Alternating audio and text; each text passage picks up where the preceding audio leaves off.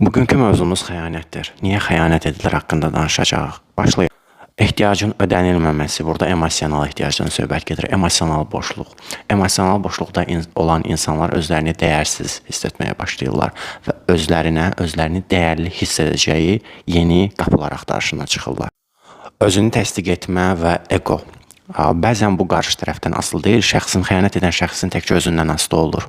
Öz güvəni yenidən bərpa etmək üçün, xüsusən də biz bunu orta yaş sendromu yaşayan kişilərdə və yaxud da qadınlarda görə bilirik ki, hansı ki, öz güvəni yenidən bərpa etmək üçün, egosunu təmin etmək üçün, hələ də mən güclüyəm özünə sübut etmək üçün özünü fərqli qapılarda yoxlamaq qərarına gəlirlər.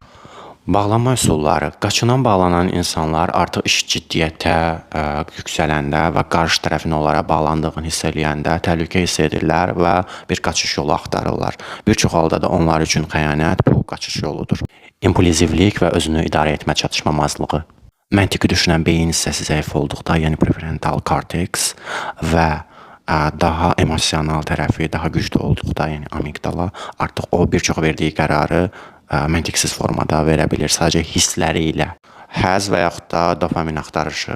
Bir insanla uzun müddət birlikdə olduqdan sonra əvvəldə aldığımız kimi ondan dopamin ala bilməməyə başlayırıq və artıq düşürük fərqli insanlarda həmin dopamini təmin etmək üçün axtarışa çıxmağa. Xüsusi olaraq qeyd edim ki, xəyanət edən şəxslər çox vaxt nə itirdiklərinə deyil, həmin an nə əldə etdiklərinə fokuslanırlar. Biz də bunu emosional korluq kimi dəyərləndirə bilirik.